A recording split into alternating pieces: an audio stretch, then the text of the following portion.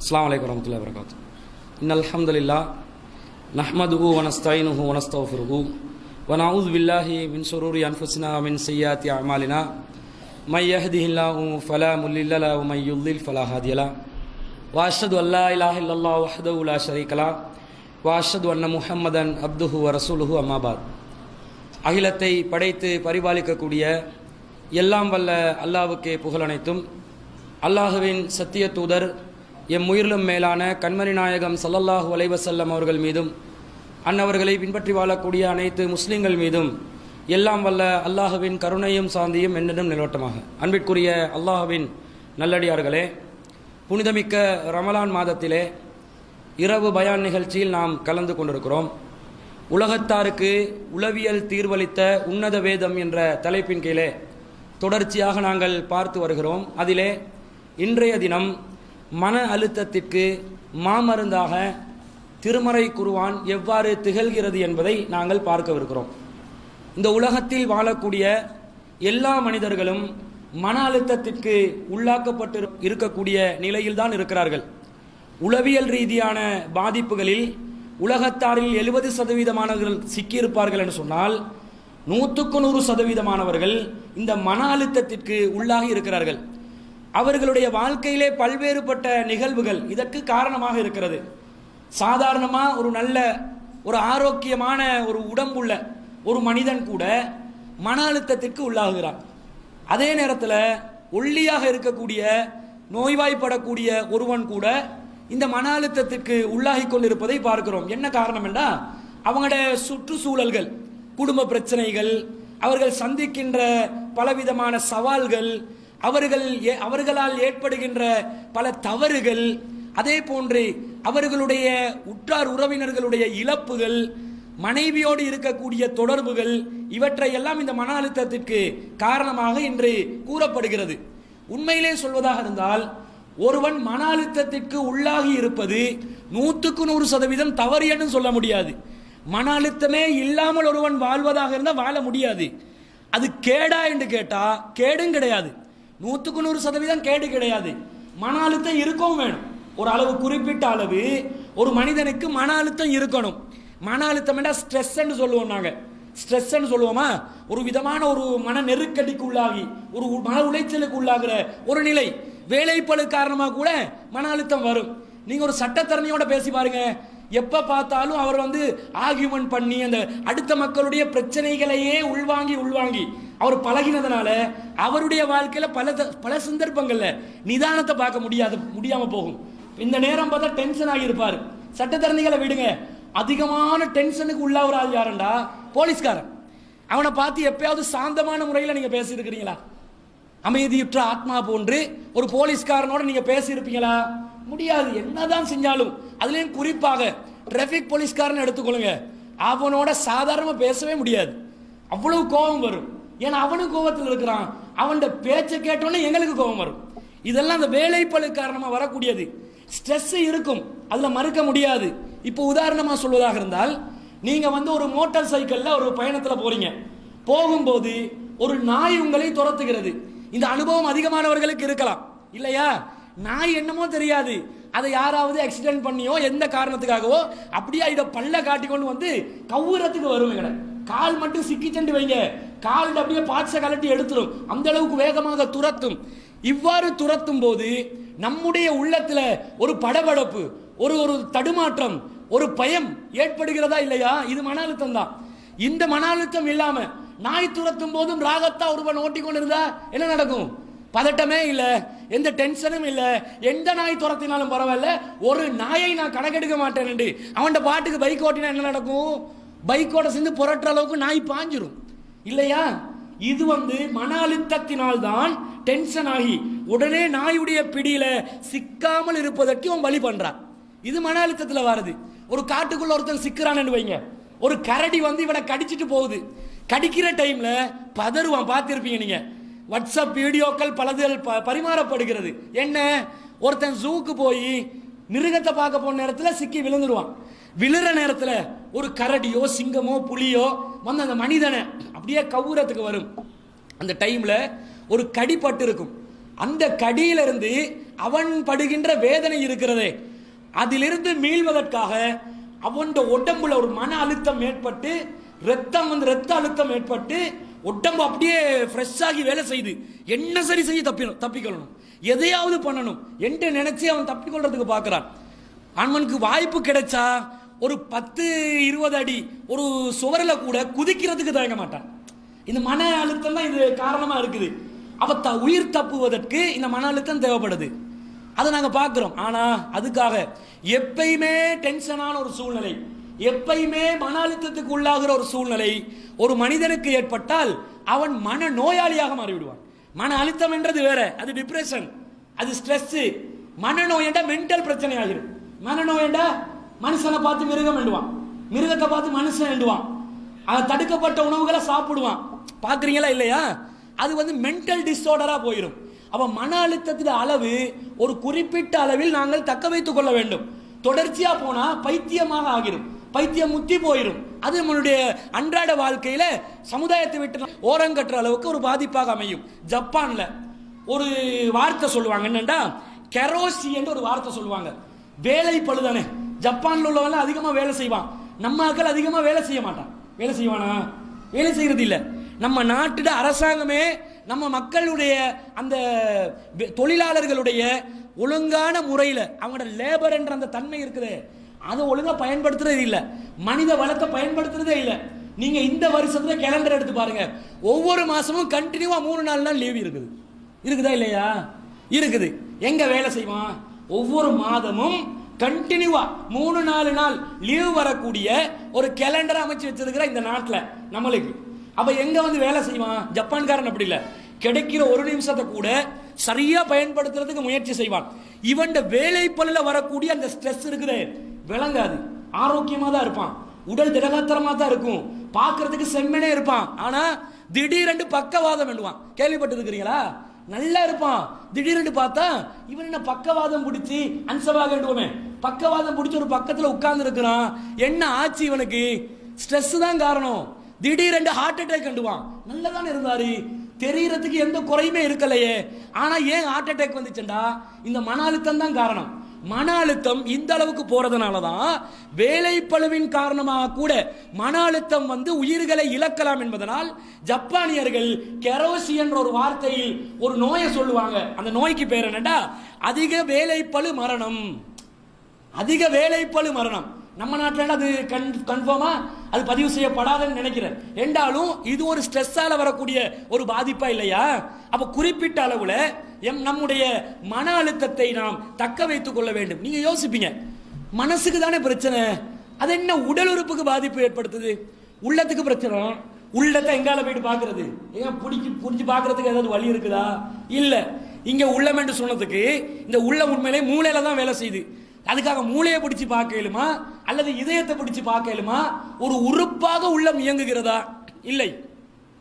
உறுப்பாக இந்த உள்ளம் இல்லை, ஆனால் உள்ளத்துல பாதிப்பு வருது, அதனால் உறுப்புகள் வந்து டேமேஜ் ஆகுதுன்னா என்ன காரணம் என்பதை நாங்கள் சிந்திக்க கடமைப்பட்டிருக்கிறோம். பொதுவாக நம்முடைய உடல்ல கோர்ட்டிசோல் என்று சொல்லக்கூடிய ஒரு இயக்கு நீர் ஹோமோன் சுரந்து கொண்டே இருக்கும்.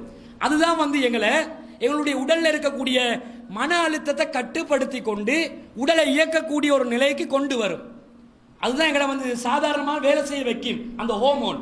எல்லா மனிதர்களுடைய உடம்புலையும் இந்த இயக்கு நீர் இருக்க வேண்டும். ஆனால் எவன் மன அழுத்தத்துக்கு உள்ளாகிறானோ அவன் உடம்புல இந்த ஹோமோனுடைய செயற்பாடு அப்படியே கண்ட்ரோல் ஆகிரும்.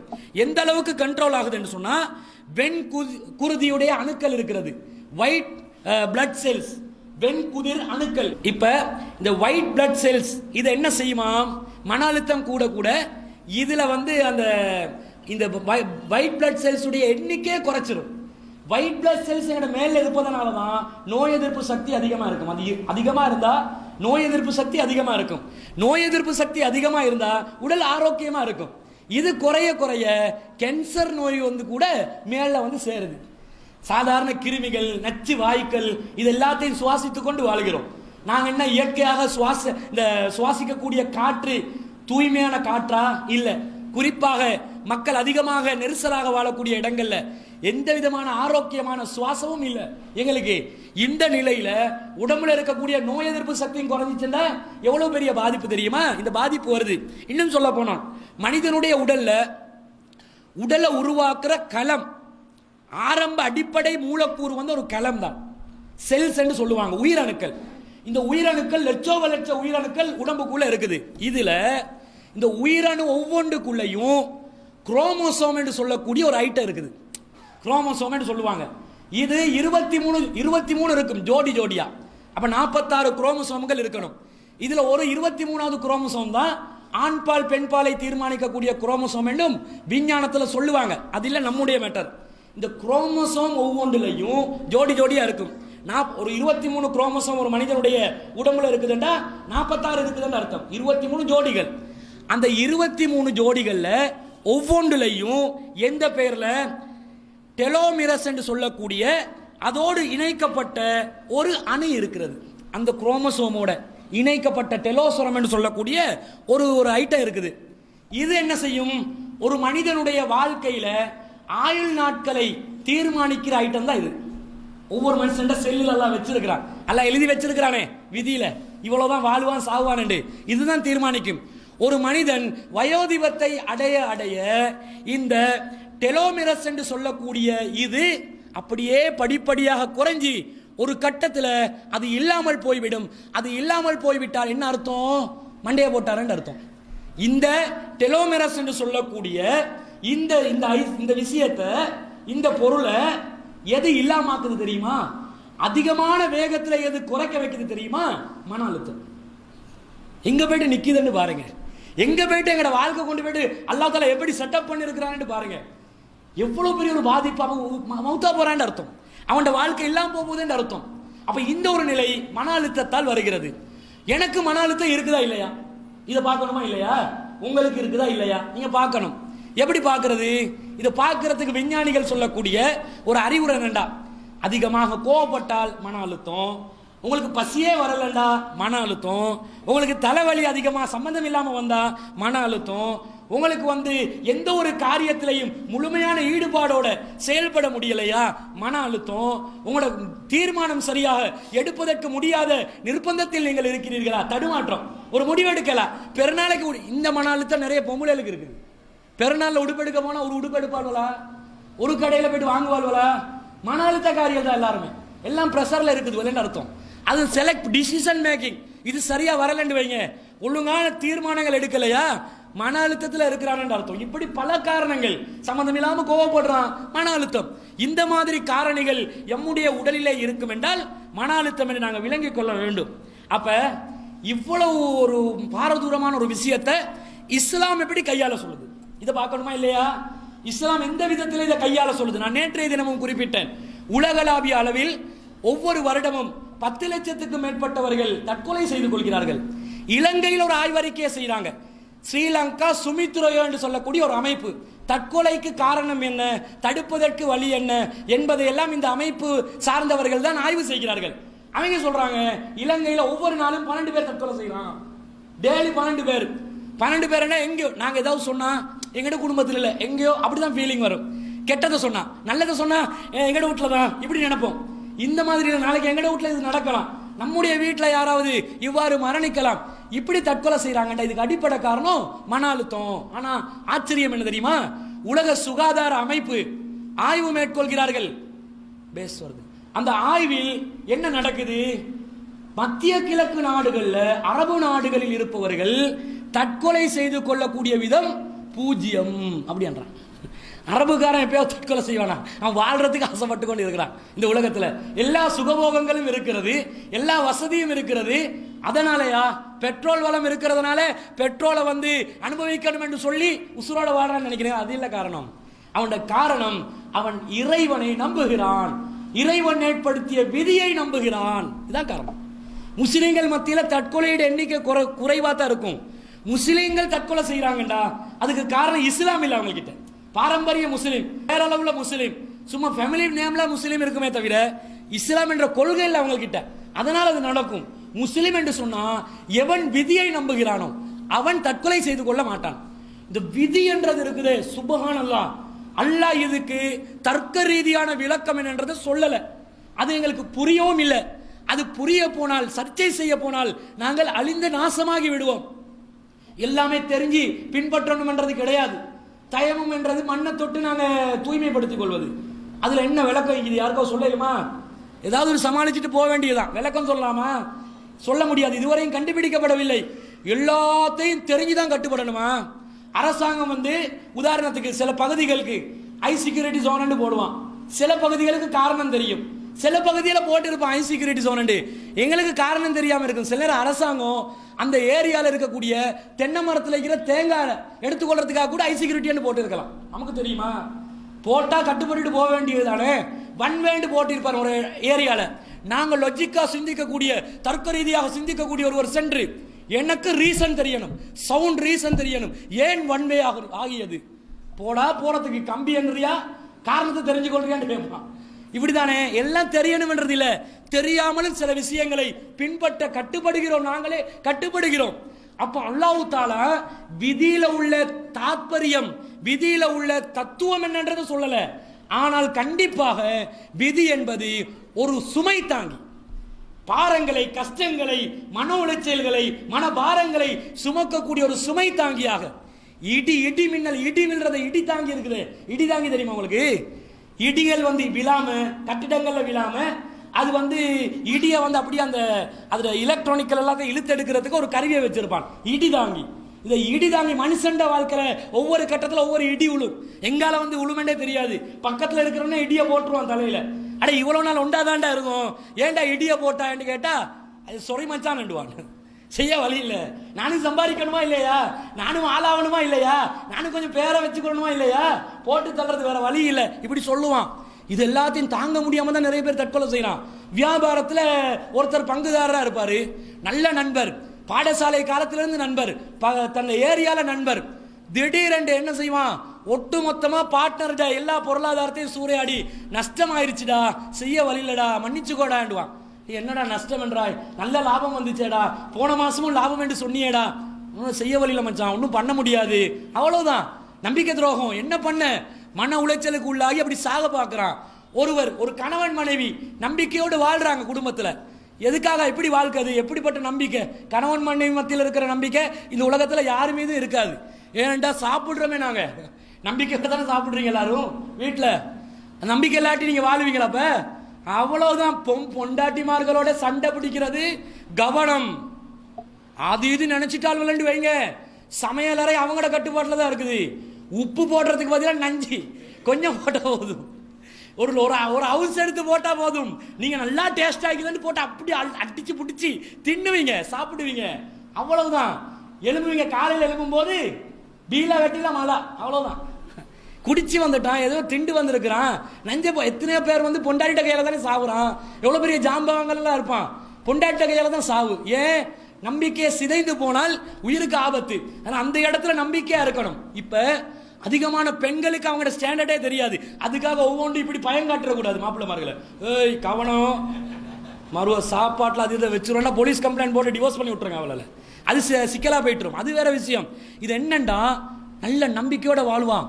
அந்த பெண்ணை முழுசா அனுபவிச்சுட்டு அந்த பெண் கிட்ட கிடைக்கக்கூடிய அழகு அப்படியே இவன் பறிச்சு கொண்டு அவனோட கற்பை சூறையாடி கொண்டு எல்லாம் செஞ்சுட்டு அந்த இடத்துல விட்டு போறான். எவ்வளவு பெரிய நம்பிக்கை துரோகம். அவன் என்ன செய்வான்? அவக்கு கவலைகள் தாங்கிக் கொள்ள முடியாத ஒரு நிலையில யாருமே கேட்கறதுக்கு பார்க்கறதுக்கு இருக்க மாட்டாங்க. பொம்புளையில் யாராவது அவனுக்காக பேசுவாங்களா? பேச மாட்டாங்க. பெண்களே பெண்களுக்கு எதிரானவர்கள். இந்த மாதிரி ஒரு பெண்கள் அமைப்பெல்லாம் வைப்பாங்க. ஒருத்தையும் வரமாட்டா, பிரச்சனைண்டா, உனக்கு தேவையா, நீ இப்படிதான் ஆகணும், உனக்கு இப்படிதான் சொல்லுவாங்க.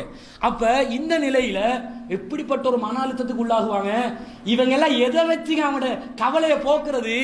பொதுவா ஆண்களோடு ஒப்பிட்டால் பெண்கள் தான் அதிகமாக கவலைகளை தாங்கிக் கொள்ளக்கூடியவர்கள் அப்படின்னு சொல்லுது ஆய்வறிக்கைகள். அதிகமா கவலைகளை தாங்கிக் கொள்றாங்க. ஆனா மனுஷன் தானே, ஒரு லிமிட் தான் இருக்கும். எல்லாத்தையும் தாண்டி போகக்கூடிய அளவுக்கு சுமைகளை தாங்கக்கூடிய ஒரு சுமை தாங்கியா விதி நிக்குதுண்டு அல்லாஹ் தஆலாவே சொல்லி காட்டுறான். எப்படின்னு பாருங்க. அல்லாஹ் சொல்றான், மா அஸாப மின் முஸீபத்தின் ஃபில் அர்லி வலா ஃபி அன்ஃபுசிக்கும். உங்களுக்கு உள்ளே ஏற்படக்கூடிய அல்லது பூமியில் ஏற்படக்கூடிய எந்த ஒரு முசீபத்தா இருந்தாலும் இல்லா ஃபி கிதாபின் மின் கபிலி அன் நப்ரஹா, அது நிகழ்வதற்கு முன்பதாக அல்லாஹ் வேதத்திலே எழுதி முடித்து விட்டான். அது ரிட்டன் ஃபார்மேட்ல வந்துருச்சு. உலக படைப்புகள் எல்லாம் படைப்பதற்கு 50,000 வருடங்களுக்கு முன்பதாக அல்லாஹ் பதிவேட்டிலே பதிவு செய்து விட்டான். மனுஷனுக்கு ஏற்பட்ட தலையெழுத்து அல்லாஹ் எழுதிட்டான். அதனால நீங்க பயப்பட வேண்டிய அவசியம் இல்ல. உங்களுக்கு ஒரு ஆறுதல் கிடைக்கிறது.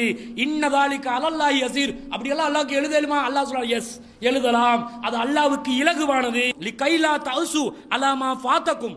உங்களுக்கு ஏற்பட்ட விஷயங்கள் நீங்கள் மன உளைச்சலுக்கு உள்ளாகாமல் நீங்கள் ஆறுதல் அடைவதற்கும், வலா தஃப்ரஹு பிமா ஆதாக்கும், உங்களுக்கு திடீரென்று கிடைக்கும் செல்வங்கள், அந்த செல்வங்களை கிடைச்சோன்னே நீங்க அப்படியே தலை வீங்கி மண்டல கொம்பு முளைச்சி பெருமை அடிக்காமல் இருப்பதற்கும் அல்லாஹ் இதை ஏற்படுத்தியிருக்கிறான். வல்லாஹு லா யுஹிப்பு குல்ல முக்தாலின் ஃபகூர்.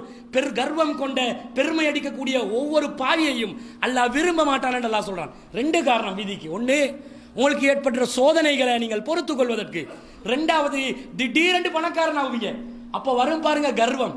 சாதாரண ஏழையா இருந்திருப்பான், பிச்சைக்காரனா இருந்திருப்பான். பரம்பரையா பணக்காரனுக்கு இருக்கிறத விட ஒரு நாளா பணக்காரன் ஆவான் பாருங்க, அவனுக்கு இருக்கும். அவனை பிடிக்க இயலாது. அவர் உடுக்கிற ஷர்ட்டுக்கு வேலை சொல்லுவாரு, அவர் கட்டுற ஒச்சுக்கு வேலை சொல்லுவாரு, அவர் பயன்படுத்துற ஸ்லீப்பருக்கு அதுக்கு வேலை சொல்லுவாரு, வாகனத்துக்கு வேலை சொல்லுவாரு. ஸ்டேட்டஸ்ல இங்கிலீஷும் வரும், எசுகுசுமி எல்லாம் பேச ஆரம்பிப்பாங்க. எப்ப? இந்த ஒரு நாள் பணக்காரன். பரம்பரை வெள்ளக்காரனை வந்து சாதாரணமா இருக்கிறான். இவர் இருந்து கொண்டு so I want to tell so, இவங்க பேச்சுலாம் சோ வருமெண்டா சோபனை காட்டுறாங்கன்னு அர்த்தம். இவங்க எல்லாம் பெருமை பிடிச்சு அலைவாங்க. இப்படி பெருமை பிடித்து அலையக்கூடாது. இது அல்லாஹ் தந்ததுன்னு நினைச்சு மனசை கட்டுப்படுத்தி. நீ பெரிய ஆளா? நீ மனுஷனுக்கு பெரிய ஆளா இருக்கலாம், அல்லாஹ்க்கு பெரிய ஆளா? அல்லாஹ் உன்னை துவம்சம் பண்ணி விடுவான், ஒன்றுமில்லை என்று ஆக்கி விடுவான். அதனால பெருமை அடிக்காம அடக்கி வாசி என்பதற்காக அல்லாஹ் விதியை ஏற்படுத்தி வைத்திருக்கிறான். ஏன்? ஏதாவது நடந்த உடனே நாங்க ஒரே வார்த்தையில சொல்லுவேன், என்ன செல்லப்பா, அல்லாஹ்வுடைய கையில தானே எல்லாம் இருக்குது. ஒரே வார்த்தை பாருங்க, எவ்வளவு நடக்கும். கோடிக்கு போய் மாணிக்க வியாபாரிகள் இருப்பாங்க, மாணிக்க வியாபாரம் செய்வாங்களே, தங்க வியாபாரம் செய்வாங்களே, இவங்களுக்கு அடிபட்டு போனா கோடிக்கணக்கில் அடிபட்டு போகும், கிடைச்சாலும் கோடிக்கணக்கில் கிடைக்கும். இவங்கள்கிட்ட இருக்கக்கூடிய அந்த மனப்பக்குவம் இருக்குதே, அதை கொஞ்சம் கேட்டு படிச்சுக்கோங்க. உங்களோட வாழ்க்கையில் வரக்கூடிய எல்லா பிரச்சனைகளையும் நிம்மதியாக சால்வ் பண்ணலாம். சின்ன சின்ன பிரச்சனையாக தான் தெரியும். 2 கோடி 3 கோடி அடிபட்டு போயிருக்கும். அவன் கேட்டா பிசினஸ் அப்படிதாங்க, சுத்தி வரும் பொருள் என்ன சரி அல்லாஹ் தருவான், அல்லாஹ் கைவிட மாட்டான். ஒரு 10,000 ரூபாய் நஷ்டமானா பதறாங்க சாதாரண மட்டத்தில் உள்ளவங்க. சம்பளம் இந்த மாசம் இல்லைன்னு சொல்லிடுவீங்க, அவ்வளவுதான் கதை. டே எப்படிடா சாப்பிடுறது, ஒரு மாச காலத்துக்கு எப்படிடா வாழ்க்கையை ஓட்டுறது, எவ்வளவு கவலை வரும். வேலை இல்லை, இனிமேல் வேலை இல்லை என்று ஒருத்தனுக்கு அறிவிப்பு வருது, ஒருத்தன் பிசினஸ் லாஸ்ட் வருது, எவ்வளவு கவலை, எவ்வளவு கஷ்டம். இதெல்லாம் கோடான கோடி கணக்கில் முதலீடு செய்பவர்கள் அல்ல, சாதாரணமா முதலீடு செய்யக்கூடியவர்கள். ஆனால் கோடிக்கணக்கில் நஷ்டமானவங்க சாதாரணமா அல்லாஹ்வுடைய கையில, அல்லாஹ் நினைச்சா தருவான். இப்படிப்பட்ட பல பணக்காரர்களை நீங்கள் சந்தித்திருப்பீர்கள், பல வியாபாரிகளை சந்தித்திருப்பீர்கள். இவன் உள்ளத்தில் இருக்கிற அந்த சுமை தாங்கிக்கு காரணம் என்ன? விதி. அல்லாஹ் நாடினது, அல்லாஹ்வுடைய கையில் இருக்கிறது. அல்லாஹ் நினைத்தால் எதையும் செய்வான் என்று சொல்லுகின்ற ஒரு இந்த மந்திர வார்த்தை பாருங்க. அல்லாஹ்வுடைய கையில், அல்லாஹ்வுடைய கையில, இன்ஷா அல்லாஹ் இன்ஷா அல்லாஹ் அல்லாஹ்வுடைய நாட்டத்தில்ன்றது தப்லீக் ஜமாத் ஸ்டைல்ல ஒரு இன்ஷா அல்லாஹ் இருக்குது. அந்த இன்ஷா அல்லாஹ் இல்லை, இது உண்மையிலே உள்ளத்துல பாதிப்பு வரும்போது எல்லாம் அல்லாஹ்வுடைய கையில் இருக்குது. அப்படியே போயிட்டு கொண்டே ஏறி என்று சொல்றான் பாருங்க. இந்த மந்திர சொல்லை அவனுக்கு கற்றுக் கொடுத்தது யாரு? விதிதானே கற்றுக் கொடுத்துச்சு. அல்லாஹ் சொல்கிறான் பாருங்கள், மா அஸாப மின் முஸீபத்தின் இல்லா பிஇذனில்லாஹ். எந்த ஒரு முசீபத் நடந்தாலும் அல்லாஹ் நினைத்ததை தவிர வேற ஒன்று நடக்காது, அல்லாஹ்வுடைய நாட்டத்தோட தான் நடக்குது. வமை யுமின் பில்லாஹ், யார் அல்லாஹ் மீது நம்பிக்கை வைக்கிறார்களோ, யஹ்தி கல்பஹு, அவனுடைய உள்ளத்தை அல்லாஹ் நேர்வழியாக்குவான், அவனுடைய உள்ளத்தை அல்லாஹ் பக்குவப்படுத்துவான். நீ அல்லாஹ் மீது நம்பிக்கை வச்சு வேலை செய். உனக்கு நடக்கக்கூடிய எந்த முசீபத்தா இருந்தாலும் அதுக்கு நேர்வழி காட்டக்கூடியவன் யாரு? அல்லாஹ் காட்டுவான். அல்லாஹ் கைவிட மாட்டான். உனக்கு பிரச்சனை வராது, உனக்கு எந்த ஒரு கவலையும் வராது.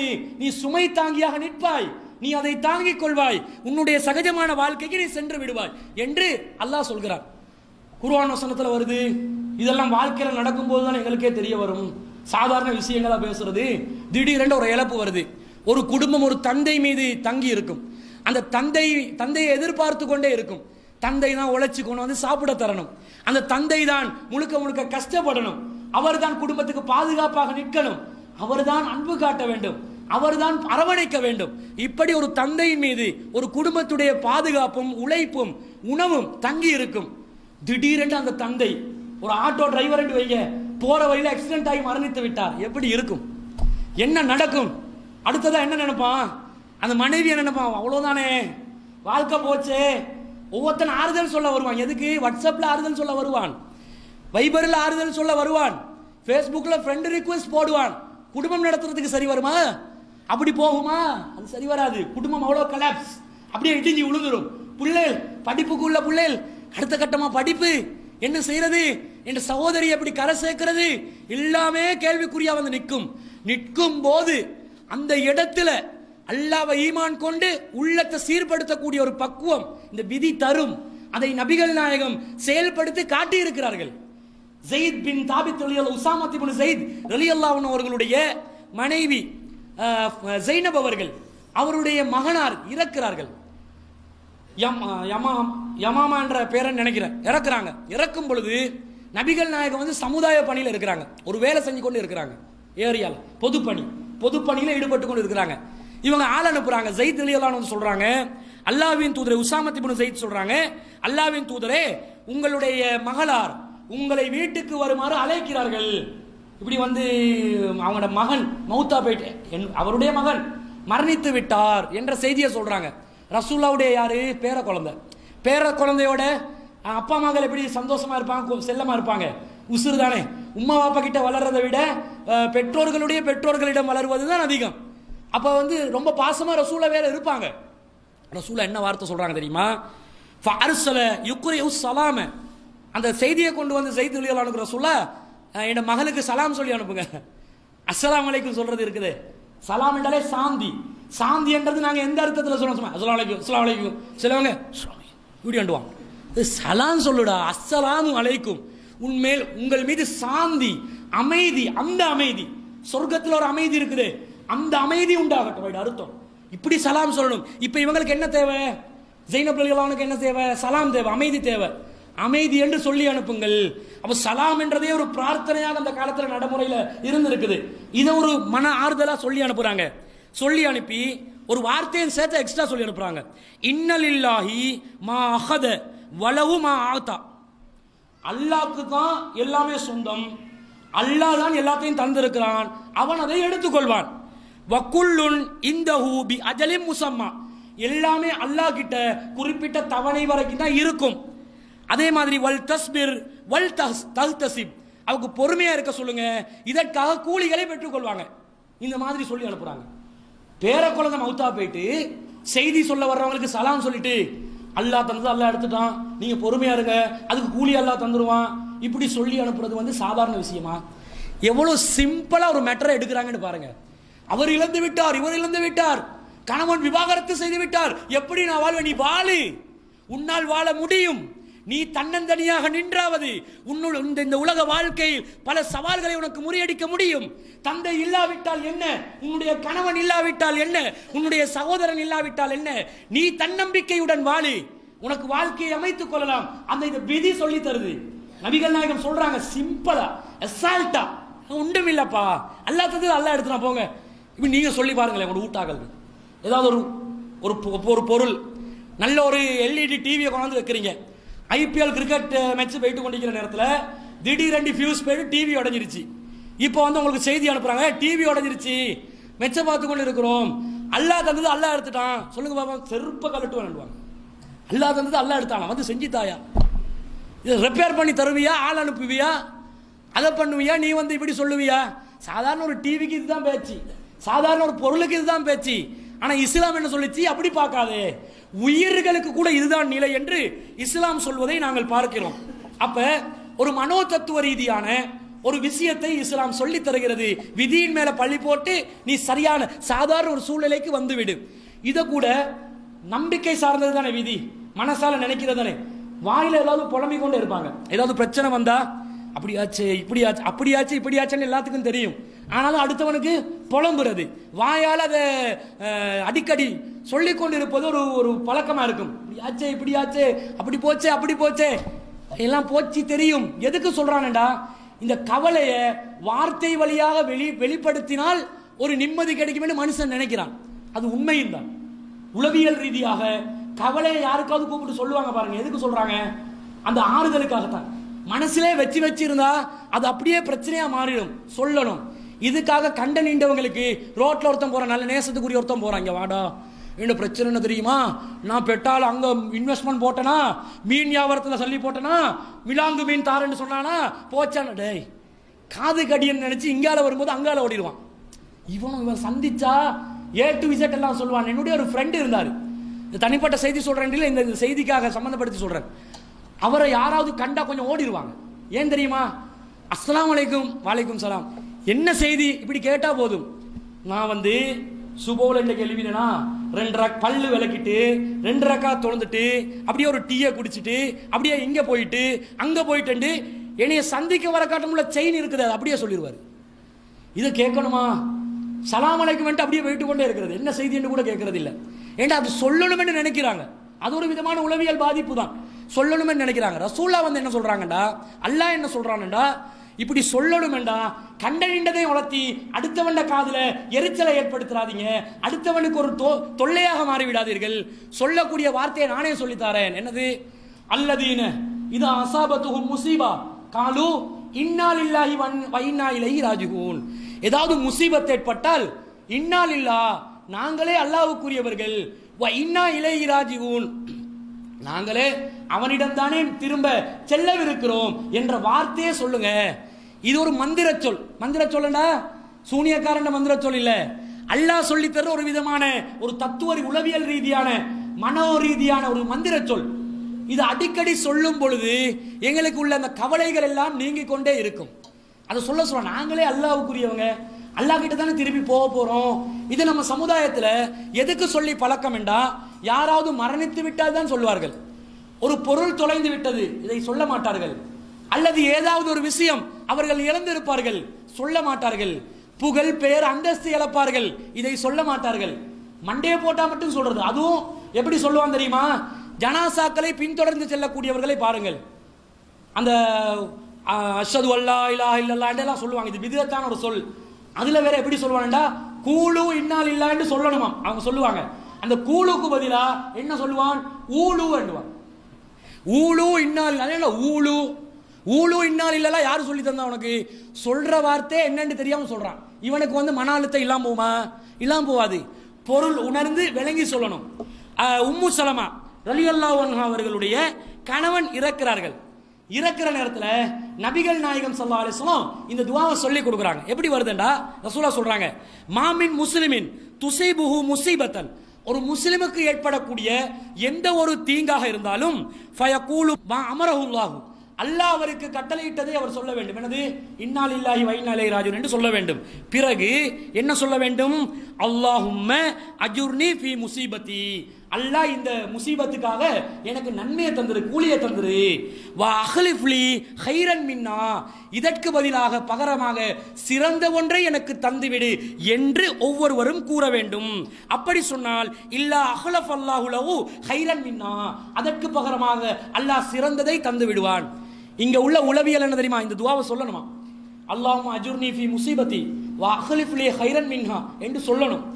சொல்றதுல உள்ள உளவியல் என்ன தெரியுமா, கெட்டது நடந்தாலும் அதை நல்லதா மாத்திர ஒரு உளவியல்.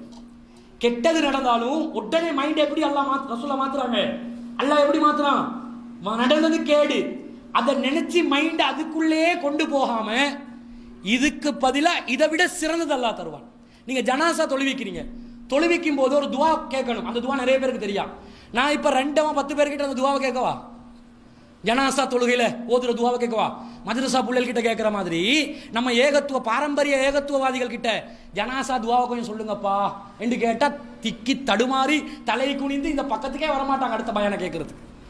என்ன நிலைமை, அதுல ஒரு துவா வரும், வஅப்தில்ஹு தாரன் ஹைரன் மின் தாரிஹி, ஜனாசா வச்சுக்கொண்டு நாங்க கேட்கணுமா, இவருக்கு ஏற்கனவே இருந்த வீட்டை விட சிறந்த வீட்டை சொர்க்கத்திலே வழங்கிவிடு. வஸௌஜன் ஹைரன் மின் ஸௌஜிஹி, இவருக்கு இருந்த பொண்டாட்டியை விட நல்ல பொண்டாட்டியை கொடுத்து விடு. கேட்கணுமா, வஅஹ்லன் ஹைரன் மின் அஹ்லிஹி, இவருக்கு இருந்த குடும்பத்தை விட சிறந்த குடும்பத்தை சொர்க்கத்துல கொடுத்துரு. ஜனாசா வச்சு நாங்க கேட்கணுமா, பொருள் உணர்ந்து கேட்டா இது எப்படி கேட்பான் தெரியுமா, ஐயோ வாழ்க்கையே போச்சு, வஅப்திலு தாரன் ஹைரன் தார், இது வருமா? என்ன தத்துவம் சொல்லி இருக்குது, அது அப்படியே அந்த பிரச்சனை அப்படியே ஏற்றுக்கொண்டு அதை அப்படியே உள்வாங்கி, இது என்ன மேட்டரு, உங்களுக்கு இதை விட சொர்க்கத்தில் அல்லாஹ் நல்லதை தருவான். இதை சந்தோஷமா தானே சொல்லணும். அதுக்காக மையத்து தொழுவிக்கும் போது சிரிச்சு கொண்டெல்லாம் இந்த துவாவை சொல்லிடாதீங்க, உங்களை மையத்தாக்குவான். விளங்கிச்சா? அவன் கவலைப்பட்டு கொண்டு இருப்பான். சிரிச்சு கொண்டு ஆஹாஹா என்றெல்லாம் சொல்லக்கூடாது. அர்த்தத்தை புரிஞ்சா உளவியல்ல மன அழுத்தம் ஒரு நொடியில பறந்துடும். அப்படியே இல்லாமல் போய்விடும் என்பதை நாங்கள் புரிந்து கொள்ள வேண்டும். அப்ப உம்மு சலமா ரலியல்லாஹு அன்ஹா யார் அல்லாஹ் கொடுத்தாங்க? நபிகள் நாயகம் ஸல்லல்லாஹு அலைஹி வஸல்லம் கணவனா வர்றாங்க. அவங்க சொல்றாங்க, அபூ சலமா விட யாரு பெரிய ஆளு, யாரு சிறந்தவர், ஆரம்பத்தில் அவர் ஹிஜ்ரத் செஞ்சவர், அவரை விட குணநலன் உள்ளவர் யாருமே இருக்க மாட்டாங்க என்று சொல்லிக் கொண்டிருந்தேன். பார்த்தா திடீரென்று அல்லாஹ்வின் தூதர் ஸல்லல்லாஹு அலைஹி வஸல்லம் பொண்ணு கேட்டு வந்தாங்க. அவங்க என்னை திருமணம் முடிக்கிறதுக்கு ஒரு ப்ரொபோசலை முன்வைச்சாங்க. நானே என்ன செஞ்சிட்டேன், உடனே அவன் சம்மதிச்சிட்டேன். அவரை விட ஒரு சிறந்த மனிதர் இந்த உலகத்தில் இல்லை, அவர் அல்லாஹ் தந்துட்டான் என்று இந்த துஆவின் விளைவாக சொல்கிறார்கள். நபிகள் நாயகம் ஸல்லல்லாஹு அலைஹி வஸல்லம் இதை ஒரு உளவியல் ரீதியான வார்த்தையாகவே நமக்கு சொல்லித் தருகிறார்கள். அப்தில் மூமின், ஒரு மூமினான அடியாருக்கு இந்தி ஜஸாஉன், அல்லாஹ் சொல்கிறான் ஒரு மூமினான அடியாருக்கு என்னிடம் பரிசு இருக்கிறது. இதா கபல்து சஃபியஹு, அவருடைய ஒரு நெருங்கிய உறவினரை நான் கைப்பற்றி கொண்டால் என்ன செய்வேன்? மின் அஹ்லி துனியா, துனியாவில் இருக்கக்கூடிய நெருங்கிய விருப்பமான ஒருவரை நான் மரணிக்க செய்து விட்டால் சும்மா தசபஹு, அவர் அதை பொறுத்து கொண்டால் இல்லல் ஜன்னத்து, அவருக்கு சொர்க்கம்தான் கூலி என்று நபிகள் நாயகம் ஸல்லல்லாஹு அலைஹி வஸல்லம் சொல்றாங்க. இது ரெண்டாவது உளவியல், இந்த மன அழுத்தத்தை இல்லாமக்கிற ரெண்டாவது வழி. என்னது? ஏதாவது ஒன்று இழந்தா அதுக்கு பதிலா சொர்க்கம் கிடைக்கும். இதை விட ஒன்று இல்லை. சொர்க்கம் என்றா சாதாரண விஷயமா நினைக்காதீங்க. ஒரு இழப்பு இழந்தால் அந்த இழப்பிற்காக சுவனத்தை தருகிறேன் என்று அல்லாஹ் சொல்கிறான். சுவனம் என்றா, இப்போ நீங்க வீடு வச்சிருக்கிறீங்க, உங்களோட வீடு ஒரு 3-4 மாடி வீடுன்னு வைங்க. கொழும்புல வீடுனா எத்தனை பர்ச்சேஸ்ல அதிகப்படியா இருக்கும்? சாதாரணமாக மெத கொழம்பு ஏரியாவில் நாங்கள் இருக்கிற ஏரியாவில் மத்திய கொழும்புல இந்த பக்கத்தில் வீட்டில் ஹாலில் இருந்து பார்த்தா அந்த பக்கத்தில் வீட்டில் சமையலறை விளங்கி விடும். என்ன சமைக்கிறாங்கன்னு தெரியுமே உனக்கு. ஏன்?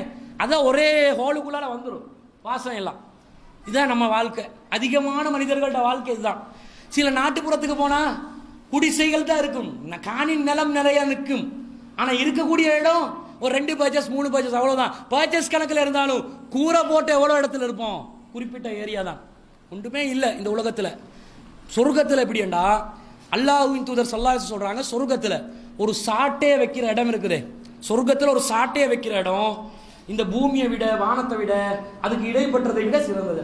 போங்க, பூமியிட விசாலம் எல்லாம் நான் சொல்லி நீங்க தெரிய தேவையில்லை. அதை நீங்க சிந்திச்சு பார்த்தாலே உங்களுக்கு தலை சுத்தி நின்றும். அந்த அளவுக்கு விசாலமானது இந்த உலகம், இந்த யூனிவர்ஸ் என்பது. அடி வானத்திட எல்லையை இன்னும் கண்டுபிடிக்கல. அவ்வளவு வருட கணக்கில் கோடான கோடி வருடங்கள் பயணித்தாலும் அடிவானத்தின் எல்லையை தாண்ட முடியாது என்றான். அப்ப பூமி சொர்க்கத்தில் சாட்டை வைக்கிறதுக்கு ஒரு 4 ஸ்கொயர் ஃபீட் போகணுமா? அவ்வளவும் போகாது. சுத்தி வளைச்சி வச்சா ஒரு 2 ஸ்கொயர் ஃபீட்ல ஒரு சாட்டையை சுத்தி வச்சிடலாம். அது சிறந்தது என்றாங்க. அதே மாதிரி சொர்க்கத்துல எல்லாம் ஊர்லீன்கள் என்ற ஒரு பெண்ணை தந்து இருக்கிறாங்க. ஆண்களுக்கு பெண்களுக்கும் வச்சிருப்பான்ல, அல்ல அநியாயம் செய்ய மாட்டான். அந்த ஊர்லீன்ல ஒருத்தி இப்படி எட்டி பார்த்தாலும் வைங்க பூமியை, நபிகள் நாயகம் சொல்றாங்க, ஒரு ஊர்லின்காரி பூமியை எட்டி பார்த்தா பூமி முழுவதும் நறுமணம் வீசிவிடும்.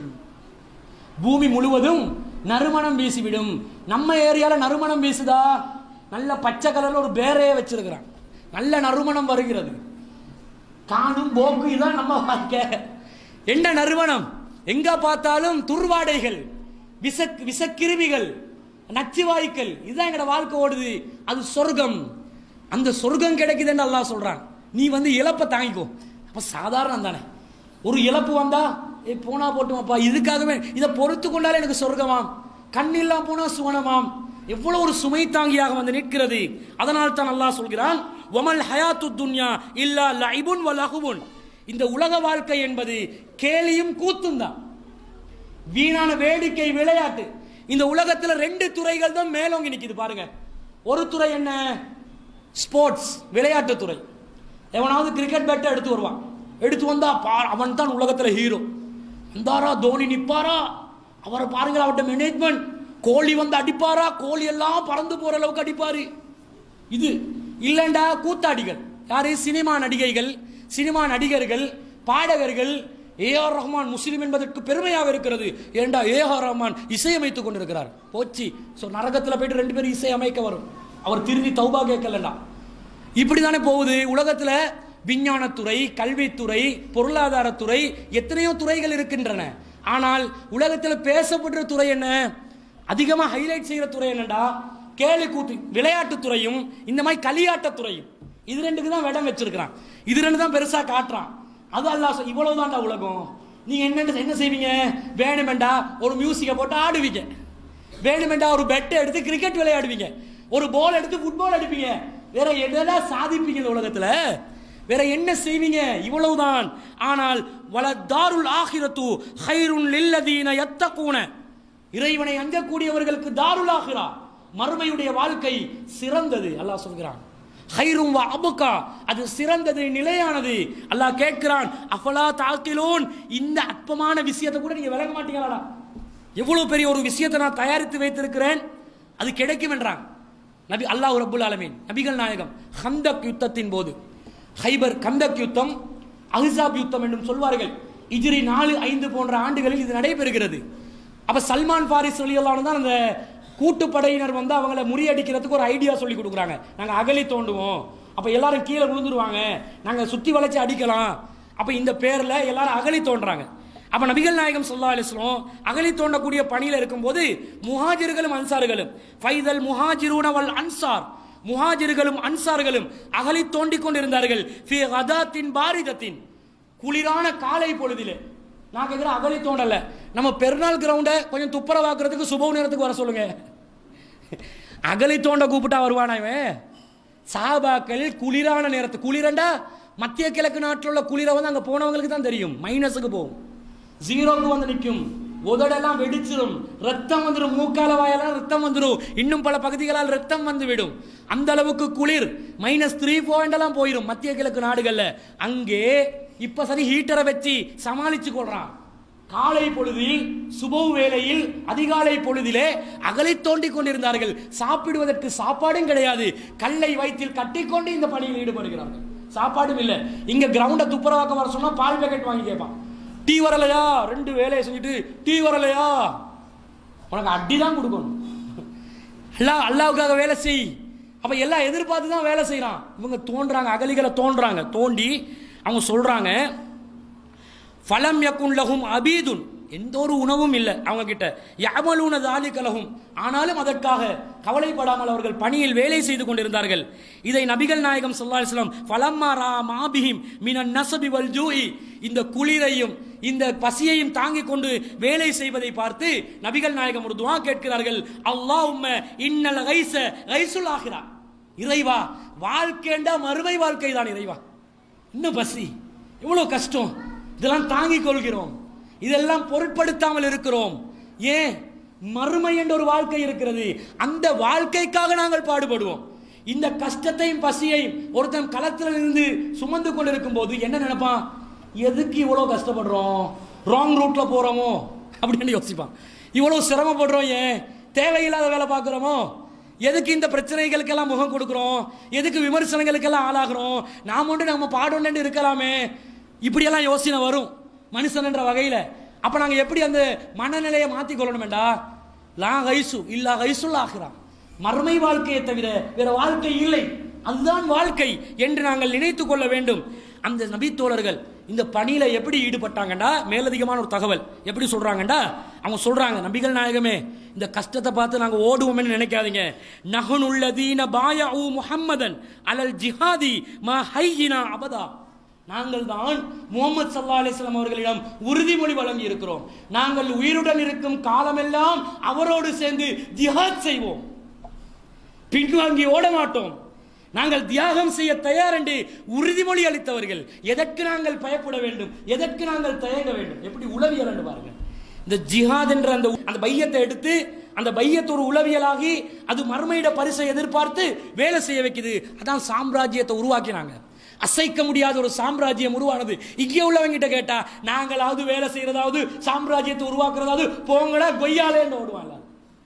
இது நமக்கு சரிப்பட்டு வராது, எனக்கு வேற வேலை இல்லையா, இப்படி இருப்பான். இல்ல, மாறி நிக்கணும். இது மறுமையில எங்களுக்கு கிடைக்கக்கூடிய ஒரு பரிசாக பார்க்கிறோம். அடுத்ததா பாருங்க, உலகத்தில் ஒருத்தன் வாழ்வான், பிரச்சனைகளை சுமந்து சுமந்து இருப்பான்.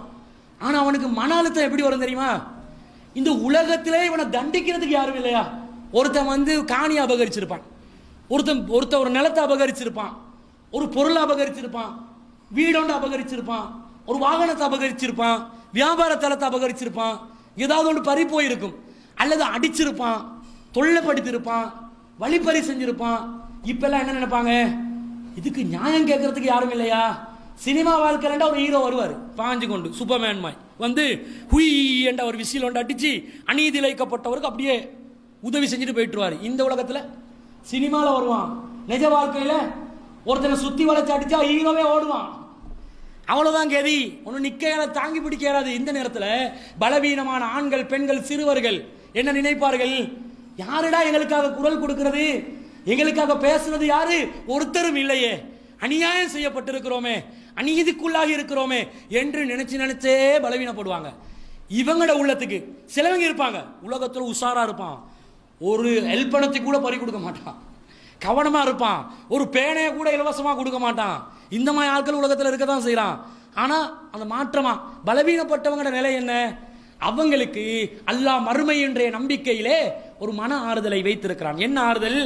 நபிகள் நாயகம் ஸல்லல்லாஹு சொல்றாங்க, இத்தகுல் லுலும, அநியாயங்களை நீங்கள் அஞ்சிக் கொள்ளுங்கள். ஃபைன்னல் லுலும லுலுமாத்துன் யௌமல் கியாமா.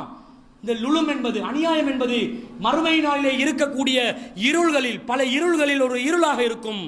சொல்லிட்டு சொன்ன மாதிரி இந்த இடத்துல பார்த்து ரசூல் இன்னொரு அறிவுரை சொல்றாங்க பாருங்க, வத்தகு சுஹ, கஞ்சத்தனத்தை விட்டும் அஞ்சிக் கொள்ளுங்கள். அநியாயம் செய்யக்கூடாது, கஞ்சத்தனத்திலே நீங்க என்ன செய்யணும்? இருக்கக்கூடாது, அதை விட்டும் விலகிக் கொள்ளுங்கள். ஏனென்றால் இந்த கஞ்சத்தனம், கருமித்தனம் இருக்கிறது, இதுதான் உங்களுக்கு முன் சென்றவர்களை நாசமாக்கி இருக்கிறது. நிறைய பேர் அடுத்தவனுக்கு அநியாயம் செய்யறதுக்கு காரணம் இந்த கஞ்சத்தனம் தான். அவன்ட பொருளை செலவழிக்க கூடாது, அடுத்தவன்ட பொருளை எடுக்கணும். அவன்ட பொருளை அப்படியே எண்ணி எண்ணி பதுக்கி பதுக்கி பதுக்கி பாதுகாக்க நினைக்கிறவன் அடுத்தவன்ட பொருளை அபகரிக்க நினைக்க மாட்டான், அது இலவசமாக கிடைக்கணும் என்று விரும்ப மாட்டான். இந்த ரெண்டு இருக்குது. அநீதி இழைக்காதீர்கள், அநியாயம் செய்யாதீர்கள், கருமித்தனமும் செய்யாதீர்கள். அப்படி செய்தால் என்ன நடக்கும் தெரியுமா? அல்லாஹு தஆலா மறுமையில் அதை ஃபைசல் செய்வான். அல்லாஹ் சொல்வான், நான் பிடிப்பேன்டா.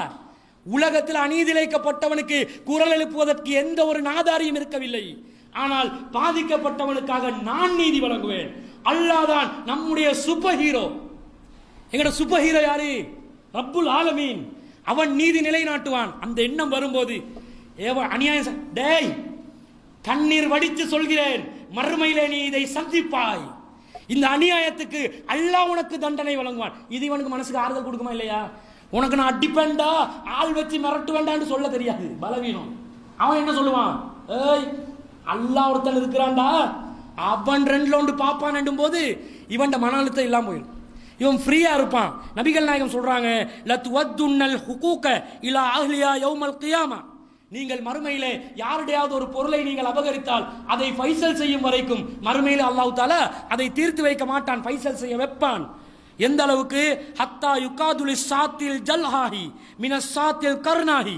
கொம்புள்ள ஆடு, கொம்பில்லாத ஆட்டுக்கு ஏதாவது அநியாயம் செஞ்சிருந்தா அதை ஃபைசல் செய்யற அளவுக்கு அதையே அல்லாஹ் ஃபைசல் செய்வான்டா. உங்களோட விஷயத்தை விடுவானா? மிருகங்கள் ஏதாவது பண்ணியிருந்தாலே அதுக்கே அல்லாஹ் கணக்கு தீர்ப்பான். அந்த அளவுக்கு ஓமையாக சொல்கிறார்கள் நபிகள் நாயகம். அந்த அளவுக்கு மனுஷண்ட விஷயத்துல அல்லாஹ் தஆலா மறுமையில பிடிப்பான். அடுத்ததாக நபிகள் நாயகம் ஸல்லல்லாஹு அலைஹி சொல்றாங்க, இன்னல்லாஹ அஸ்ஸ வஜல், அல்லாஹ் தஆலா யும்லில் ஆலிமி, அநியாயக்காரனை விட்டுருவான் உலகத்துல. டேய் ஏறிஞ்சோண்ட பண்ணு, எதையும் பண்ணிக்கோ. ஃபைதா அஹதஹு, ஆனா அல்லாஹ் எப்பயாவது அவனை பிடிக்க நினைச்சா லம் யுஃப்லிதுஹு, அவனை விட்டு வைக்கவே மாட்டான். பிடிக்க நினைச்சா அவ்வளவுதான். நபிகள் நாயகம் இந்த குர்ஆன் வசனத்தை ஓதுறாங்க, வகதாலிக அஹது ரப்பிக, உமது இறைவனுடைய பிடி இதா அஹதல் குரா வஹிய லாலிமத்துன். ஒரு ஊரை சேர்ந்தவர்கள் அநியாயம் செய்யக்கூடியவர்களாக இருந்தால் எப்படி பிடி தெரியுமா? இன்ன அஹதஹு அலீமுன் சதீத், அவனுடைய பிடி நோவினை தரக்கூடியது, வேதனை தரக்கூடியது, கடுமையான பிடியாக இருக்கும். இன்ன பத்ஸ ரப்பிக லசதீத், உமது இறைவனுடைய பிடி கடுமையான பிடி என்றெல்லாம் விட மாட்டான். இப்ப ஆறுதல் கிடைக்குதா? அநியாயம் செய்ய இடம் கொடுக்க கூடாது. சொத்து அபகரிக்க வந்தா போராடி மௌத்தா போனாலும் சைதன்றாங்க நபிகள் நாயகம். பலவீனமானவர்கள், போராடியும் ஜெயிக்க முடியாதவர்கள், போலீஸ்ல முறைப்பாடு செஞ்சு நீதி கிடைக்காதவங்க, நீதிமன்றத்திலையும் நியாயம் கிடைக்காதவங்க என்ன செய்யலாம்? இறைவனுடைய நீதிமன்றத்தில் மன்றாடலாம், புகார் செய்யலாம் என்ற இந்த ஆறுதல் ஒருத்தனுக்கு ஒரு நல்ல ஒரு நிலையை தருகிறது. இதே மாதிரி மன அழுத்தத்தை இந்த மாதிரி 2 விதமான நம்பிக்கையூடாக, விதி மறுமை, இந்த 2 ஊடாக அல்லாஹ் மன அழுத்தத்தை இல்லாமக்கிறதுக்கு எங்களுக்கு வழியை தாரதுனால தான் எங்கடாக்கள் என்ன செய்யறாங்க, வீட்டில் என்ன பிரச்சனை இருந்தாலும் எப்ப பார்த்தாலும் டைன் மூல எங்கடாக்கள், சத்துட்டு உயரில் எங்கடாக்கள், விக்டோரியா பார்க்கல எங்கடாக்கள், லெசவல்ல எங்கடாக்கள். காரணம் என்ன? சாப்பிடுறதுக்கு வழி இருக்காது. என்ஜாய், எல்லாம் என்ஜாய் பண்ணுங்கடா. என்னடா பிரச்சனை, எவங்கடா பிரச்சனை இல்லை. உண்மையில இது கோபப்பட வேண்டிய விஷயம், நல்ல விஷயம் தானே. அவன் பிளட் பிரஷர் இல்லாம வாழ்றான்னு அர்த்தம். ஓட்ட வேல்ல போயிட்டு தண்ணியில குதிக்கிறான்னு என்ன அர்த்தம்? இவனுக்கு அண்ட வேல்ல வேற பிரச்சனை இல்லைன்னு அர்த்தம். நிம்மதியா இருக்கிறான், குதி, நல்லா குதி, மண்டையை உடைச்சுக்கொள்ளாது. நீ தண்ணியில மூழ்கு, நல்ல விளையாடி, ஹராம் செய்யாமல் ஹலாலை பேணி பாதுகாத்துக் கொண்டு இந்த காரியங்கள்ல ஈடுபட வேண்டும். இதோட இன்னும் சில உளவியலாளர்கள் சொல்கிறார்கள், மன அழுத்தம் இல்லாம போறதுக்கு வேற சில வழிகளும் இருக்குது.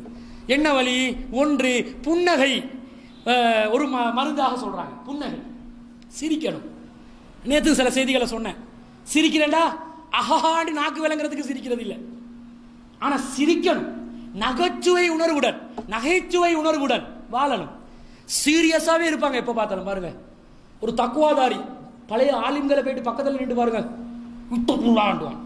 கிட்ட போவே பயமா இருக்கும், பிளாஸ்ட் ஆகிடுவாரோ திடீரெண்டு. இப்படி இருக்கலாமா? அதுக்காக நகைச்சுவை பண்றது விஷயம் வெளியாண்டு பயன் பண்ணலாமா? அதுவும் பண்ணலாது.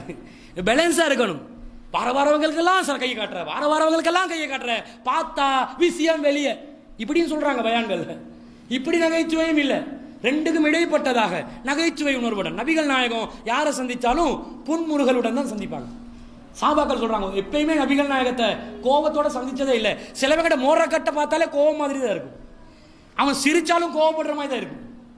அந்த மாதிரி மோத்த வைக்காம எப்பயுமே ஒரு சிரிப்போட அதாவது மனிதர்களை மதிக்கிறாங்கன்னு அர்த்தம்.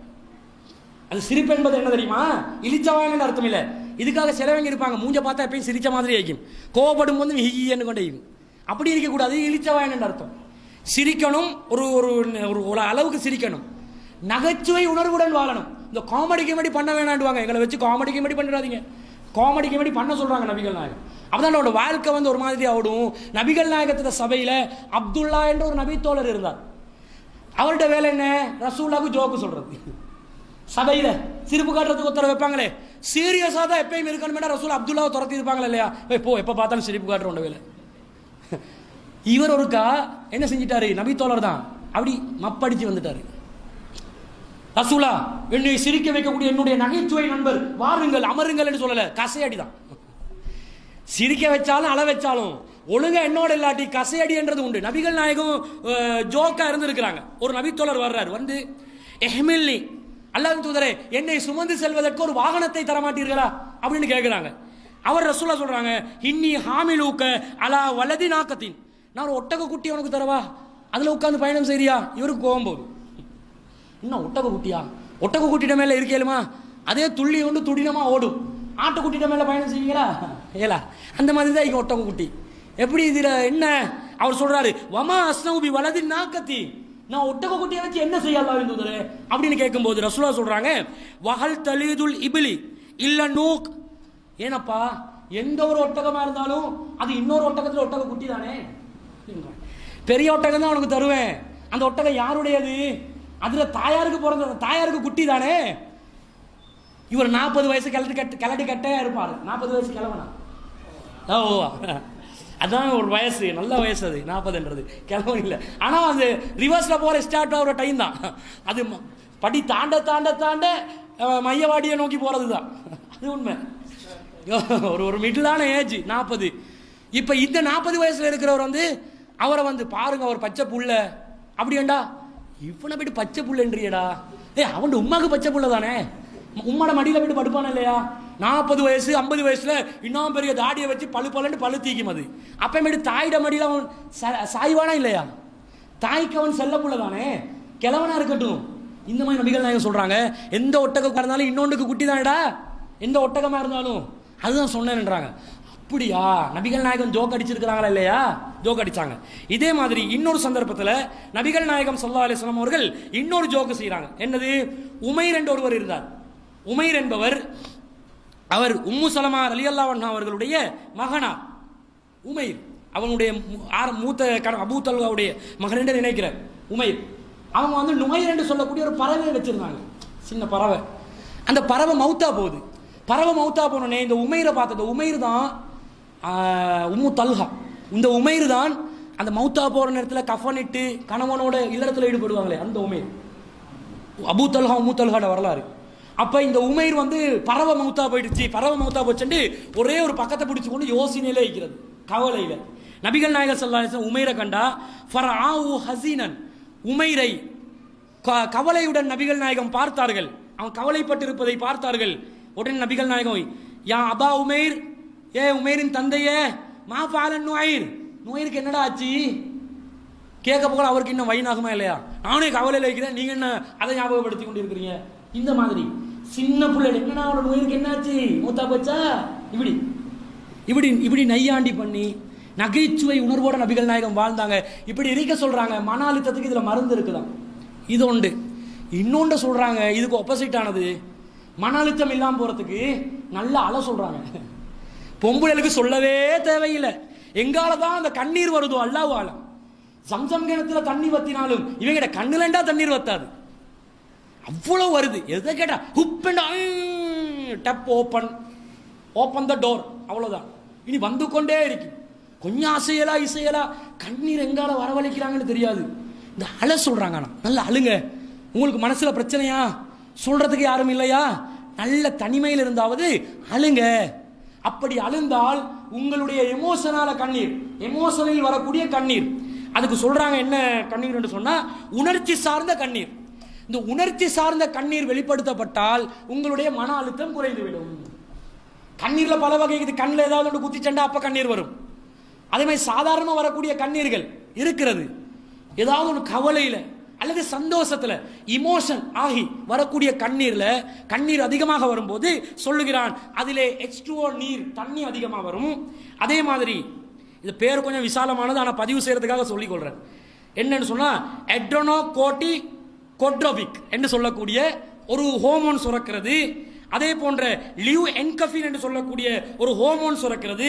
பொட்டாசியம் வெளியாகிறது, மெக்னீசியம் வெளியாகிறது. இந்த கண்ணீர்ல எமோஷன் கண்ணீர்ல இதெல்லாம் வெளியாகிறதுனால இது வெளியாக மன அழுத்தம் எல்லாம் இல்லாம போகும் சொல்றாங்க.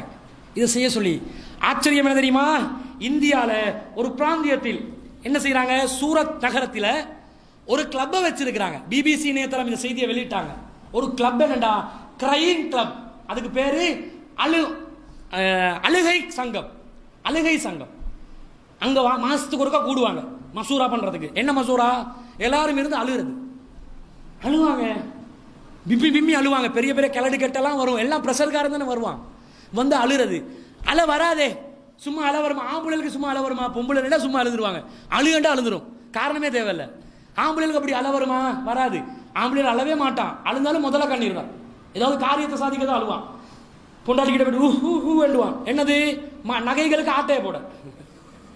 இவன் அழுந்தா நகை முடிஞ்சு, பொண்டாட்டி விளங்க மாலையெல்லாம் முடிச்சு அழுகுறான், நகையை பிடுங்கிடுவான். எனக்கு இவ்வளோ பிரச்சனை, அப்படி ஆச்சு இப்படி ஆச்சு, என்ன செய்யணும் சொல்லு. இல்லை இந்த நகையை கொஞ்சம் அதுக்கு வராது, விலகி கொள்வாங்க. ஆம்பளைகளுக்கு கண்ணீர். இவங்க அழுகுறாங்க. எதுக்குண்டா, எப்படி அழ வைக்கிறாங்கண்டா, சோக பாடல்களை போடுறது. அங்கே அந்த கிளப்ல சோக பாடல், ஒரு இமோஷன் வர மியூசிக்கை போட்டோன்னே என்றாலே அழுதுருவான், டே என்றாலே அழுதுருவான். இல்லாட்டி யாராவது ஒருத்தர மேடைக்கு கொண்டாந்து நீ உன்னோட கதையை கொஞ்சம் சொல்லப்பா, உனக்கு நடந்த அநியாயங்களை எமோஷனா சொல்லண்டு, அவட கதையை சொல்ல கேட்கிறவன் எல்லாம் அதோட மியூசிக் கொண்டு போகும். எல்லாரும் அழுகிறது. இப்படி அழுகிறவங்ககிட்ட கேட்குறாங்க, நீங்க அழுறீங்களா, எதுக்கிட்ட அழுறீங்க? இப்படி அழுந்தா வந்து மனப்பாரம் குறையுது, மன அழுத்தம், ஸ்ட்ரெஸ் இல்லாமல் போகுது. ஒரு மாசம் பிஸியாக வேலை செய்கிறோம், ஸ்ட்ரெஸ் இல்லாமல் ஆக்கிறதுக்கு இதுதான் வலி அப்படின்னு சொல்றாங்க. ஏன்டா இதுக்கு சங்கம் எல்லாம் சேர்த்து கொண்டு அழுறீங்க? சங்கத்தில் சேர்ந்தா அழணும், அழுறதுக்கு வேற இடம் இல்லையா? நபிகள் நாயகம் ஸல்லல்லாஹு அலைஹி வஸல்லம் அவங்க சொல்றாங்க, நீ அழ வேண்டும் என்றால் அழு. மறுமையிலே எந்தவித நிழலும் இல்லாத நேரத்தில் அல்லாஹ்வுடைய நிழல் மாத்திரம் தரக்கூடிய மஹ்ஷர் மைதானத்திலே 7 கூட்டத்தாருக்கு அல்லாஹ் நிழல் வழங்குகிறான். அதிலே ஒரு கூட்டத்தார் தான் வரஜுலுன் ذكرல்லாஹ ஹாலியன் ஃபஃபாலத் ஐனா. ஒரு மனிதன் அல்லாஹ்வை நினைத்து தன்னந்தனியாக இருந்து கண்ணீர் வடிக்கின்றான். வீட்டில் இருந்து அழுங்க. ஆனா பொண்டாட்டிக்கு முன்கூட்டியே சொல்லிக்கொள்ளணும், இல்ல மென்டல் பிடிச்சேன்னு நீங்க இருட்டில் போயிட்டு திடீரெண்டு தனியா வந்து ஊஹூ என்ன போல அவ பயந்துருவா. இல்லாத பொல்லாத என்னமோ வந்திக்குது போல, காண்டா மிருகம் ஒன்று வந்து வேற்றுகிறக வாசி ஒன்று வந்து கண்ணீர் சிந்துகிறது, இப்படியெல்லாம் வந்துடக்கூடாது. தனிமையில இருந்து அல்லாஹ்வை நினைங்களே, உங்களோட ரப்ப நினைங்க, அவன் ஆற்றலை நினைங்க, அவன் எத்தகையவன் நினைங்க, அவனோட கருணையை நினைங்க, அவனோட தண்டனைகளை பத்தி நினைங்க. கண்ணீர் சுட்டும். கல் நெஞ்சக்காரனெல்லாம் அழுங்க, நெஞ்ச ஈரமாக்கொள்ளுங்க, அல்லாஹ்வை நினைச்சாலுங்க, தனிமையில இருந்தாலுங்க. அதுக்காக அழுகுற பேர்ல ஊஹூன்னு சத்தம் போட்டா அடுத்த வீட்டுக்காரன் கன்ஃபார்மா போலீஸ்ல கம்ப்ளைண்ட் பண்ணுவான். ஒரு மிருகம் வந்து பிரச்சனை பண்ணுது, டிஸ்டர்பன்ஸ் பண்ணுது, அலனும், அடுத்தவனுக்கு டிஸ்டர்ப் இல்லாம அலனும். அழுகுற பேர்ல மார் தட்டி கொண்டு தலையெல்லாம் பிச்சு கொண்டு பைத்தியக்கார மாதிரி இந்த மாதிரி அழக்கூடாது. தனிமையில இருந்து இறைவனை நினைத்து நீங்கள் கண்ணீரை வடிக்க வேண்டும் என்று சொல்லி அல்லாஹ் சொல்கிறான். இன்னொரு வழிமுறை இறுதியாக அல்லாஹ் குர்ஆன்ல சொல்றான், உங்களுக்கு கவலை வரும்போது ஒரே ஒரு வழியை சொல்லித்தார். என்ன தெரியுமா? உங்களுடைய விழாப்புறங்களை அப்படியே ஒடுக்கிக் கொள்ளுங்கள். குர்ஆன்ல அல்லாஹ் சொல்றான், வல்மும் இலைக்க ஜனாஹக மினர் ரஹ்பி, பயம் வரும்போது, அச்சம் வரும்போது விழாப்புறங்களை ஒடுக்கிக் கொள்ளுங்கள். அல்லாஹ் அந்த வசனத்துல மூசா அலைஹிஸ்ஸலாத்துக்கு வழங்கப்பட்ட ரெண்டு அத்தாட்சிகளை பத்தி அல்லாஹ் சொல்றான். ஒரு அத்தாட்சி அல்லாஹ் தஆலா அவருடைய கை பைக்குள்ள போட்டா வெண்மையாக திகழ்வது. அதே மாதிரி கைத்தடியை பத்தி அல்லாஹ் பேசுறான்.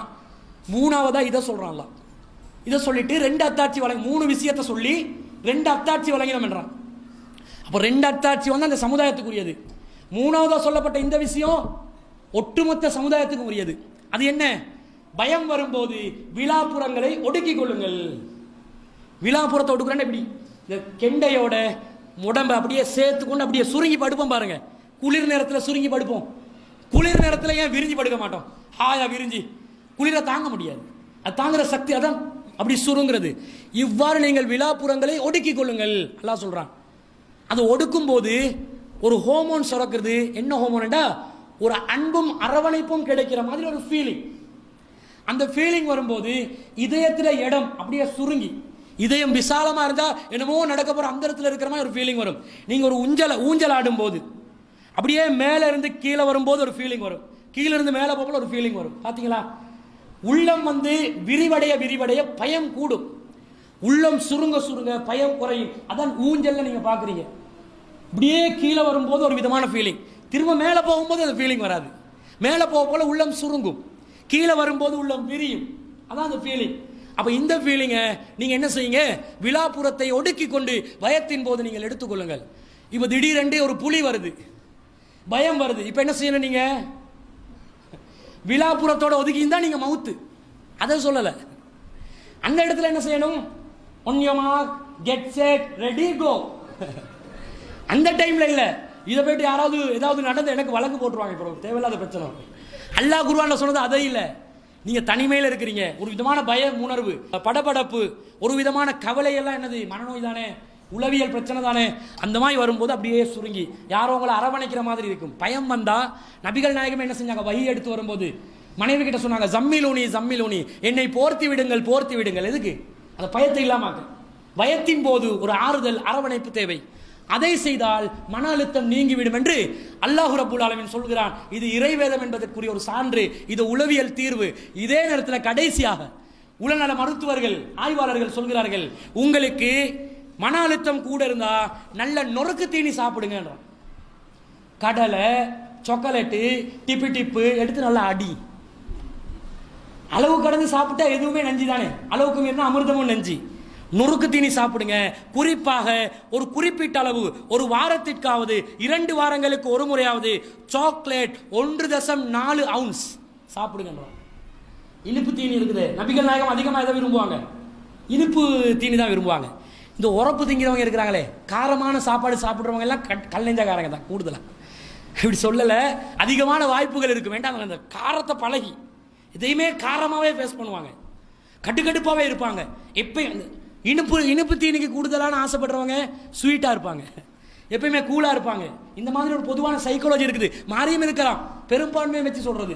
அப்போ இந்த சாக்லேட் அதிகமாக சாப்பிடுங்க 2 வாரத்துக்கு ஒரு. இதுக்காக பொண்டாட்டி மாப்பிள்ளை கிட்ட போயிட்டு கடையை பார்த்து எனக்கு சாக்லேட் வேணும் இப்படி கேட்டால் பைத்தியம் வேண்டிய அர்த்தம். அது மன அழுத்தம் இல்லை, அதுக்கு பேர் பைத்தியம். அதை சொல்லலை. இந்த நொறுக்கு தீனி சாப்பிட்றது 2 வாரங்களுக்கு ஒரு முறையாவது நீங்கள் செஞ்சு வந்தீங்கன்னா உங்களுக்கு என்ன நடக்கும்? உங்களோட மன அழுத்தம் நீங்கிவிடும். அதாவது என்ன சொல்ல வர்றான்டா, உளவியலாளர்கள் நீங்க வந்து ரிலாக்ஸா வாழ்க்கையை கொண்டு போங்க, குழு வஸ்ரபு உண்ணுங்கள் பருகுங்கள், வலா துஸ்ரிஃபு ஆனால் வீண் விரயம் செய்யாதீர்கள், அல்லாஹ் வீண் விரயம் செய்பவர்களை நேசிக்கவே மாட்டான் என்று அல்லாஹ் சொல்கிறான். இந்த காரியங்களை விதியின் மீது நம்பிக்கை, மறுமையின் மீது நம்பிக்கை, சுமை தாங்கியாக விதியை மறுமையை மேம்படுத்திக் கொள்வது, அநியாயங்கள் அட்டூழியங்கள் கவலைகள் இழப்புகள் அனைத்திற்கும் அல்லாஹ் சுவனத்தை தருவான் என்ற நம்பிக்கையுடன் வாழ்வது, இது போன்ற காரியங்களுடன் புன்னகை பூத்த நிலையில் சிரித்தவர்களாக, அதிகமாக தனிமையில் அழக்கூடியவர்களாக, இது போன்ற பயத்தின் போது இறைவன் சொல்லி தந்த சில வழிமுறைகளை கையாளக்கூடியவர்களாக, நொறுக்கு தீனி போல சாப்பிட்டு நல்ல என்ஜாய்மெண்டா வாழ்க்கையை கொண்டு போனா மன அழுத்தம் அடியோடு பறந்துவிடும். சுதந்திரமான ஒரு பறவையாக நீங்கள் வாழ்ந்து கொள்ளலாம். இதுதான் இஸ்லாம் மன அழுத்தத்திற்கு தந்த மகத்தான மாமருந்தாக நாங்கள் பார்க்கிறோம். இன்னும் பல அம்சங்கள் இருந்தாலும் அடிப்படையான செய்திகளை சொல்லியிருக்கிறோம். இன்ஷா அல்லாஹ் நீங்கள் முஸ்லிம் சமுதாயத்தில் மன அழுத்தம் குறைவாக இருப்பதற்கும் இதுதான் காரணமாக இருக்கிறது. வல்ல ரஹ்மான் நம் அனைவரையும் அல்லாஹ்வினால் பொருந்திக் கொள்ளப்பட்ட ஒரு சமுதாயமாக, நிம்மதியாக, சந்தோஷமாக, மன அழுத்தம் இல்லாத ஒரு சமுதாயமாக வாழ்வதற்கு அருள் புரிவானாக. வாஹிரு தவானா.